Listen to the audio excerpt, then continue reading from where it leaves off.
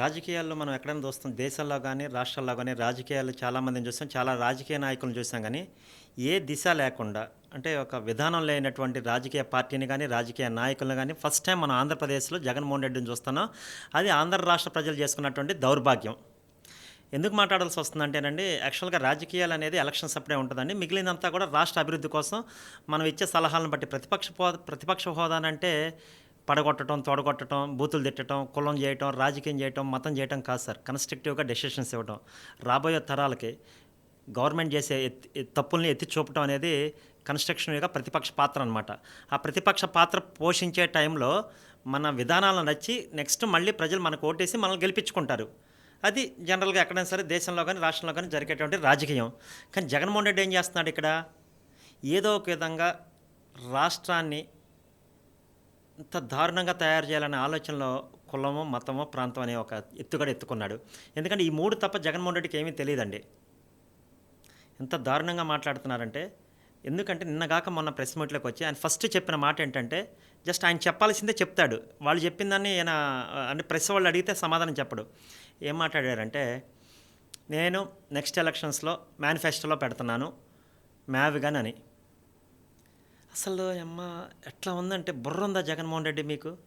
పోయిన 2024లో ఎలక్షన్స్ దేని మీద జరిగిందండి? 3 రాజధానులు వర్సెస్ అమరావతి కాదా?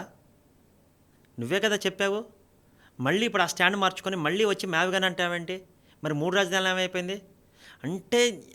ఎంత దారుణమైన వ్యవస్థలో బతుకుతున్నామంటే, జనాలు ఉచ్చం నీచం మర్చిపోయి ఎంత దారుణమైన వ్యవస్థలో బతుకుతున్నారు అని అంటే, జగన్మోహన్ రెడ్డి అనే ఒక ఏమీ తెలియని, ఏ అర్హత లేని, విలువలు లేని ఒక వ్యక్తి చేతుల్లో ఆంధ్ర రాష్ట్రం 5 సంవత్సరాలు మగ్గింది, అయిపోయింది. Past is past. భవిష్యత్తు మాత్రం రాజకీయంగా నెక్స్ట్ తరాలు మాత్రం జగన్మోహన్ రెడ్డి నిన్ను మర్చిపోదు, గుర్తుపెట్టుకుంటుంది. మ్యావ్గన్ ఎప్పుడు పుట్టిందండి? నేను చెప్పనా ఏ రోజు పుట్టిందో మ్యావ్గన్? ప్రెస్ మీట్ ముందుకు వచ్చేసి డీవియేషన్ పాలిటిక్స్ చేయడంలో జగన్మోహన్ రెడ్డి దిట్ట. ఆ రోజు దేశం ఎలా ఉండాలి, దేశ భవిష్యత్తు ఎలా ఉండాలని చేసే చట్టాలు చేస్తాం అక్కడ కూర్చొని పార్లమెంట్లో. ఆ రోజు ఆ పార్లమెంట్లో ఆ చట్టం చేసాం మనం అమరావతి గురించి. అమరావతి గురించి కూడా ఎందుకు చట్టం చేసాం తెలుసా? ఇలాంటి రాక్షసులు ఉంటారు, ఇలాంటి ఆఫ్ నాలెడ్జ్ గాళ్ళు ఉంటారని చెప్పేసి చేసినాం. ఆ రోజు నుంచి ఈ రోజు వరకు కూడా జగన్మోహన్ రెడ్డికి నిద్ర పట్టలేదండి. నిద్ర లేని రాత్రులు ఎన్నో గడిపాడు. అయిపోయింది కదా. ఆ రోజు ప్రెస్ మీట్ పెట్టాడు. అన్యాపదంగా అన్నాడో, తెలిసి అన్నాడో, తెలియక అన్నాడో నాకు తెలీదు. ఏదైనా ఒక బిగ్ అనౌన్స్మెంట్ చేస్తున్నప్పుడు పార్టీలో మాట్లాడుకుంటాం మనం. పార్టీలో సహచరులతో కానీ పార్టీకి సంబంధించి లెజిస్లేటివ్ మీటింగ్ పెట్టుకొని వాళ్ళందరితో మాట్లాడుకుంటారు, అది అనౌన్స్ చేస్తాం. కానీ జగన్మోహన్ రెడ్డి అపరమేధావి కదా. ఏం మాట్లాడాడు? ఏదో అన్యాపదంగా మాట్లాడతా, గుంటూరు విజయవాడతో పాటు నేను మచిలీపట్నం కూడా చేస్తా, మ్యావ్గన్ నన్ను ఎందుకు పెట్టకూడదు అని పెట్టాడు. అంటే నీకు బుర్రలో ఏదో పిచ్చి ఆలోచన వచ్చింది, దాన్ని బయటికి తీసావు. అక్కడ నుంచి నీ మంది మార్బలం సంకలు గుద్దుకుంటూ మ్యావ్గన్ ప్రచారం చేసావు. అంటే ఆ రోజు చట్టం చేశాం కాబట్టి అమరావతిని డీవియేట్ పాలిటిక్స్ చేయడం కోసం, డిస్కషన్స్ని సైడ్ ట్రాక్ చేయడం కోసం నువ్వు మాట్లాడావు ఆ రోజు. అంతవరకే. మ్యావ్గన్ అనే దానికి ఎక్కడ ఒక చట్టబద్ధత కానీ అంటే నీ పాయింట్ ఆఫ్ వ్యూలో దేనికి విలువ లేదు. మళ్ళీ అక్కడ అవినీతి జరుగుతుంది, జనాలు అన్యాయంగా భూములు లాక్కుంటున్నారు. ఇవన్నీ ఎందుకు చెప్పాల్సి వస్తుందంటారంటే పబ్లిక్కి తెలియాలి. పర్టికులర్గా ఇది టీడీపీ వాళ్ళ కోసం కదండి. ఏదైతే జగన్మోహన్ రెడ్డి మా నాయకుడు అని ఇంకా నమ్మి గుండెలు బాదుకొని గుడ్డలు దించుకుంటున్నారు చూసారా, వాళ్ళ కోసం. ఈరోజు కూడా చంద్రబాబు నాయుడు అతి మంచితనం వల్ల చంద్రబాబు నాయుడు ఎందుకులే అని చెప్పేసి దానివల్ల హ్యాపీగా రోడ్ల మీదకి వచ్చి తిరుగుతూ హ్యాపీగా వెళ్ళిపోతూ ఉన్నారు. అసలు ఎందుకండి భూములు లాక్కోవట్లేదని అక్కడ రోడ్ల కింద ఎవరైతే పోయేదో ఇప్పటివరకు కూడా కోర్టులో కేసులు లేకుండా నయానో భయానో బతిలాడి వాళ్ళ దగ్గర నుంచి భూములు తీసుకుంటా ఇస్తారన్న ఆశతో ఎదురు చూస్తూ ఉంటుంటే వాళ్ళు కొంతమంది జగన్మోహన్ రెడ్డి దగ్గరికి వెళ్ళి మా భూములు లాక్కుంటున్నారని చెప్పారు. ఎవరో లాక్కోవట్లేదండి. 98% భూములు ఇచ్చిన తర్వాత 2% ఇవ్వకపోతే దాన్ని లాక్కోవటం అనరండి, చట్టబద్ధతగా తీసుకోవటం అని అంటారు. ఇవ్వకపోయినా సరే కోర్టులో వేసి తీసుకుంటారు. సెకండ్ సబ్జెక్ట్ అంతా పక్కన పెడితే, మొన్న ఒక 4 రోజుల క్రితం అందరూ యుద్ధం అంటే ఏదో ఒక విధంగా ఇన్వెస్టర్స్ రాకుండా చేయటం అనేది జగన్మోహన్ రెడ్డి లక్ష్యం. ఇంకా వేరే లక్ష్యం ఏమీ లేదు సార్.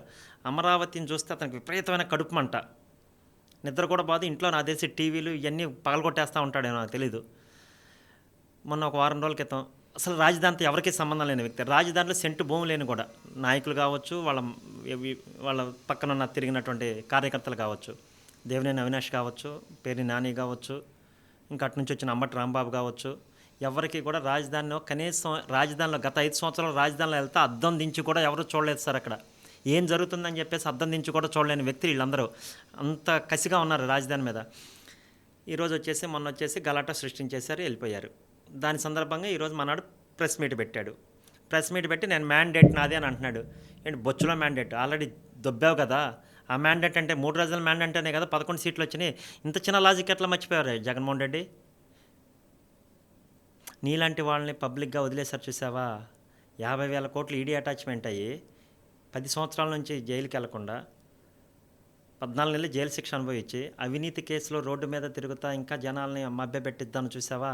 తప్పు నీది కాదు, చట్టాంది. చట్టంలో ఉన్న లొసుకులది, నిన్ను కాపాడుతున్న వ్యక్తులది. నేను ఒకటే అడుగుతున్నాను. సార్ చంద్రబాబు నాయుడు గారు అని కూటమి ప్రభుత్వాన్ని అంటే మిమ్మల్ని ప్రశ్నిస్తే మీకు కోపాలు వస్తే నాకేం తెలీదు సార్. ఈ మొన్న ఉండవల్లి సెంటర్లోకి వెళ్ళిన వాళ్ళందరూ ఎవరు సార్? అమరావతి ఉద్యమంలో రాళ్ళు వేసిన వాళ్ళు, మీ పార్టీ ఆఫీస్ మీదకి వచ్చి మీ ఎన్టీఆర్ విగ్రహాన్ని పగలగొట్టిన వాళ్ళు, ఆ రోజు బిక్కు బిక్కుమనుకుంటే అందులో ఉన్న వాళ్ళు చచ్చిపోవాల్సిన పరిస్థితి మీకు మళ్ళీ గుర్తు చేస్తున్నాను సార్. నేను మళ్ళీ మీకు గుర్తు చేస్తున్నా. ఎందుకనంటే వ్యవస్థలో ఎవరు ఎక్కడ ఉండాలో అక్కడే ఉండాలి సార్. జంతువులు అడవుల్లోనే ఉండాలి, మృగాలు అడవుల్లోనే ఉండాలి, క్రిమినల్స్ జైల్లో ఉండాలి. అలా ఉంటేనే వ్యవస్థ బాగుంటుంది, సిస్టమ్ పర్ఫెక్ట్గా పనిచేస్తుంది. లైవ్ వీడియో లైవ్ ఫోటో చేసి వచ్చాయి సార్. ఏమని వచ్చాయి? మీ పార్టీ ఆఫీస్ మీదకి పడగొట్టిన వాళ్ళే, మీ పార్టీ ఆఫీస్ని కొట్టిన వాళ్ళే మొన్న కూడా వెళ్ళి రాజధానికి వెళ్ళి దండయాత్రగా వెళ్ళారు. మరి ఎందుకు యాక్షన్ తీసుకోలేదు సార్ వాళ్ళ మీద? మీ మంచితనం అనుకోవాలా దాన్ని? అదే క్యాండిడేట్లు మళ్ళీ రాజధానిలోకి వెళ్ళి మళ్ళీ ఇష్టం వచ్చినట్టు విధ్వంసం సృష్టిస్తుంటే వాళ్ళ మీద ఏం కేసులు లేకపోవటం వల్ల బరి తెగించి రోడ్ల మీద తిరుగుతూ ఉన్నారు. జగన్మోహన్ రెడ్డి లాంటి డేంజరస్ ఫెల్లో క్రిమినల్ బ్రాండ్స్ ఏదో ఒక విధంగా రాజధానినే కాదు సార్. రాజధాని అంటే అది హార్ట్. అమరావతి అనేది ఇప్పుడు మనకున్న ఒక పెద్ద అసెట్ ఆంధ్రప్రదేశ్కి. మీరు ఎప్పుడు చెప్తూ ఉంటారు, ప్రస్తుతం ఉన్న ప్రభుత్వం ఎప్పుడు చెప్తూ ఉంటుంది ఏపీ అంటే అమరావతి, పి అంటే పోలవరం అని. వాటి మీద మాట్లాడకుండా, కన్స్ట్రక్టివ్గా డెసిషన్స్ చెప్పకుండా అత్యంత ప్రమాదకరంగా ఏదో ఒక విధంగా చిత్రీకరించి, అమరావతిని బ్యాడ్గా చిత్రీకరించి ఇన్వెస్టర్స్ రాకుండా 50,000 కోట్లు సార్. రూపాయి 2 రూపాయలు కాదు సార్. ఎవరు సార్ సంపద? దాని మీద జరుగుతున్న ఇప్పుడు జరుగుతున్న పెట్టుబడులు 50,000 కోట్లు. అఫీషియల్ గవర్నమెంటు, అన్అఫీషియల్గా పబ్లిక్ ప్రైవేట్ పార్ట్నర్షిప్లో ప్రైవేట్ వాళ్ళు ఎంతమంది ఇన్వెస్ట్ చేశారు? ఎక్కడికి పోవాలి ఇదంతా? అంటే నేను బెదిరిస్తాను, మీరు రావద్దు, నేను ఏదో ఒక విధంగా గలాట సృష్టిస్తాను, మీరు భయపడిపోండి, పెట్టుబడులు రాకూడదు. ఇదేనా? ఇంతకు మించి నీకు అసలు ఏమన్నా చట్టబద్ధత ఉందా? నువ్వు మాట్లాడేదానికి నిబద్ధత కానీ చట్టబద్ధత కానీ ఇష్టం వచ్చినట్లు దేనికైనా మందు కనుక్కున్నారు, కానీ మానసిక రోగానికి మందు లేదు. ఎయిడ్స్కి కనుక్కున్నారు, క్యాన్సర్కి కనుక్కున్నారు, ఇంకా దేనికైనా ప్రపంచంలో దేనికైనా మందుకి రోగానికి మందు ఉంటుంది తప్ప జగన్మోహన్ రెడ్డి అనే దీనికి మాత్రం మందు లేదు. వెళ్ళండి మీరు వెనకాల తిరగండి, ఎన్ని రోజులు తిరుగుతారో తిరగండి. నేను మళ్ళీ చెప్తున్నాను, కూటమి ప్రభుత్వానికి కూడా నేను సజెస్టివ్లీ సూచన చేస్తాను. ఇలాంటి వ్యక్తులు ఎప్పటికైనా ప్రమాదకరమే. ఎప్పటికైనా చట్టబద్ధంగా ఏదైతే యాక్షన్ తీసుకోవాలో ఆ యాక్షన్ మీరు తీసుకోవాలంతకారం. బీజేపీ పార్లమెంట్లో చట్టం చేసిన తర్వాత కూడా ఇలా రోడ్ల మీదకి వచ్చి నేను మారుస్తా, 5 నిమిషాలు మారుస్తానంటే ఇంక అసలు విలువే ఉంది? రాజ్యాంగానికి విలువే ఉంది, చట్టానికి విలువే ఉంది, లోక్సభకి విలువే ఉంది, రాజ్యసభకి విలువే ఉంది. అంటే నీకు ఎవడూ లెక్కలేదా? మనుషులంటే విలువ లేదు, చట్టం అంటే గౌరవం లేదు, ప్రజలంటే విశ్వాసం లేదు. ఇంకెవడంటే విశ్వాసం? నీకు డబ్బు అంతే. ఆంధ్ర రాష్ట్రం బాగుపడకూడదు. చాలా డేంజరస్ వ్యక్తితో మనం ట్రావెల్ చేస్తున్నాము. డెఫినెట్గా జగన్మోహన్ రెడ్డిని ఏదో ఒక విధంగా కట్టడి చేయలేకపోతే భవిష్యత్తులో మీరు ఎంత బిల్డింగ్ కట్టినా, ఎంత ఇంటర్నేషనల్ స్టాండర్డ్స్లో క్యాపిటల్ కట్టినా, ఇలాంటి ఒక్క వ్యక్తి చాలు. ఉంది కదా పెద్ద కరెక్ట్ చిన్న అంత విషపు చొక్క చాలు పాలల్లో అని. అలాంటి విషపూరితమైనటువంటి జగన్మోహన్ రెడ్డితోటి ఇంకా చాలా జాగ్రత్తగా ఉండాలి.